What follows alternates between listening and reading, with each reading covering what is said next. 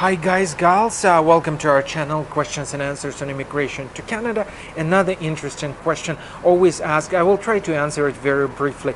Should I go for a master's degree program versus a postgraduate program in a college? Which one should I choose? Which one is cheaper, better, more suitable for me? Of course, everything would depend on your own goals, ideas, thoughts, initiatives, whatever you have in your head, but I will try without any bias to compare these programs. Masters. Wonderful, crazy, welcoming, lovely university years, right? So you would be studying amongst your peers, probably amongst people from your own home country, amongst Canadians. You would be studying at a university, but you have to pay a price for that, right? If we're talking about Ontario, it all would probably start from 25,000 Canadian dollars per year, not per program, per year. Plus, say, okay, we stay away from Ontario, we go to Newfoundland, we go to New Brunswick, we are trying to find something cheaper.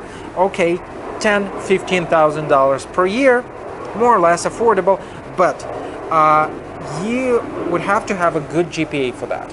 Okay, nobody would accept you with GPA. Well, it's a real one. I actually had a person who contacted me with a GPA 1.2. I just cannot imagine, like, what is 1.2? It technically means you skipped what, like 80% of your studies? How could you get like 1.2? But anyway, staying that gentleman aside, no names in here, but you gotta have good GPA. Usually everything above 3.0 would be good enough for you to apply. If we're talking about distant provinces, if we're talking about Atlantic provinces, chances are that after graduation you would still have to get to more populated provinces just to find work. So was it worth it? I mean, say studying at Newfoundland, afterwards moving back to Ontario, trying to find a job in Ontario, whilst your peers who say were studying at, I don't know, Centennial College in Toronto, a 2-year postgraduate program, they were allowed to work part-time.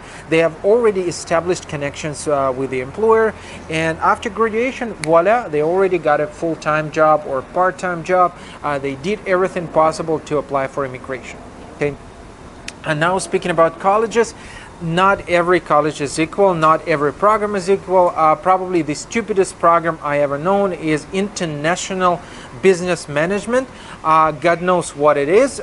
Usually it's 1-year postgraduate program. My colleague who's behind the camera is laughing right now, but really, like, look, 1-year postgraduate program in International Business Management. Could you just explain it to yourself? Like, what would you be studying and what would you do after graduation?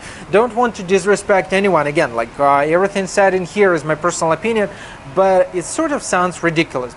Besides 1-year postgraduate program, you got only 1 year of work permit, and out of this 1 year you have to score like 1 consecutive year of skilled work experience. Means you have to work 1 year, not less than just 1 day. If you got 1-2 days less, you will not be eligible to apply under Canadian experience class. Means all you got left is express entry, and potentially all you got, like those several points for studying in Canada, were not worth of it at all. So getting back to initial question, college or university, I personally would probably vote for a college, provided that you could study for 2 years. If not, if your GPA is high enough, if you're ready to spend lots of time establishing connections with university professors, go for university, okay?